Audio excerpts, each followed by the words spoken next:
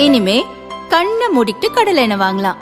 ஏன்னா மந்த்ரா கடலை எண்ணெய் இதயத்தின் தயாரிப்பு. வறுக்க பொரிக்க ஏன் எல்லா சமையலுக்கும் மந்த்ரா தான். மந்த்ரா கடலை எண்ணெய், அபார ருசி, ஆரோக்கியமான உடல் நலம்.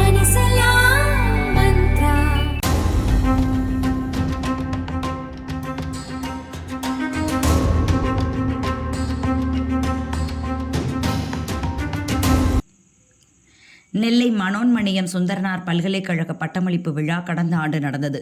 அப்போது மாணவி ஜீன் ஜோசப் கவர்னர் ரவியிடமிருந்து முனைவர் பட்டம் பெற்றுக்கொள்ள மறுத்து துணைவேந்தரிடமிருந்து பெற்றுக்கொண்டார்.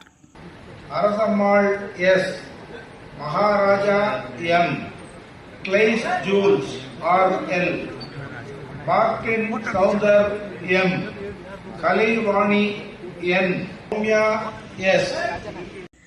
கவர்னரை அவமதிக்கும் வகையில் மாணவி அநாகரிகமாக நடந்து கொண்ட சம்பவம் பெரும் சர்ச்சையானது.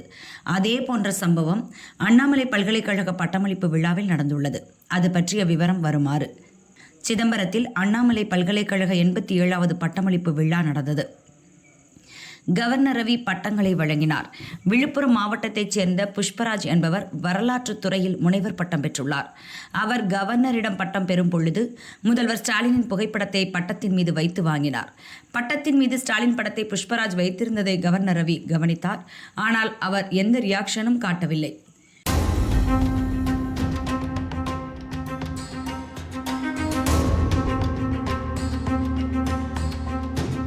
இது பற்றி புஷ்பராஜிடம் கேட்டதற்கு கவர்னர் கையால் பட்டம் வாங்க விருப்பமில்லை, முதல்வர் ஸ்டாலின் கையால் பட்டம் வாங்குவது போல் நினைத்து அப்படி செய்தேன் என விளக்கம் அளித்தார்.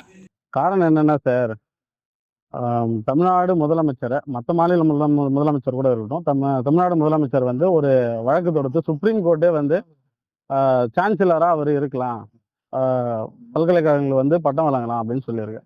ஆனால் மக்களால் தேர்ந்தெடுக்கப்படாத ஒரு ஆளுநர் வந்து இங்கே பட்டம் அளிக்கிறது எனக்கு என்னுடைய தனிப்பட்ட கருத்து அதில் விருப்பம் இல்லை. அதனால மக்களால் தேர்ந்தெடுக்கப்பட்ட முதல்வர் சிஎம் வந்து இங்கே பிரசன்ஸில் இருக்கணும்னு ஆசைப்பட்டேன்.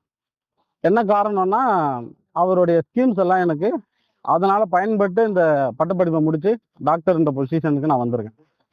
இதன் காரணமா அவருடைய பிரசன்ஸ் இங்கே இருக்கணும்னு ஆசைப்பட்டதுனால அவருடைய படத்தை வச்சு ஆளுநர் கையில் என்னுடைய கான்வகேஷனை வாங்கினேன். புஷ்பராஜின் இந்த செயல் அண்ணாமலை பல்கலைக்கழகத்தில் பெரும் பரபரப்பை ஏற்படுத்தியுள்ளது. காரசார விவாத பொருளாகவும் மாறியிருக்கிறது. புஷ்பராஜின் செயலை ஒரு தரப்பு மாணவர்கள் கடுமையாக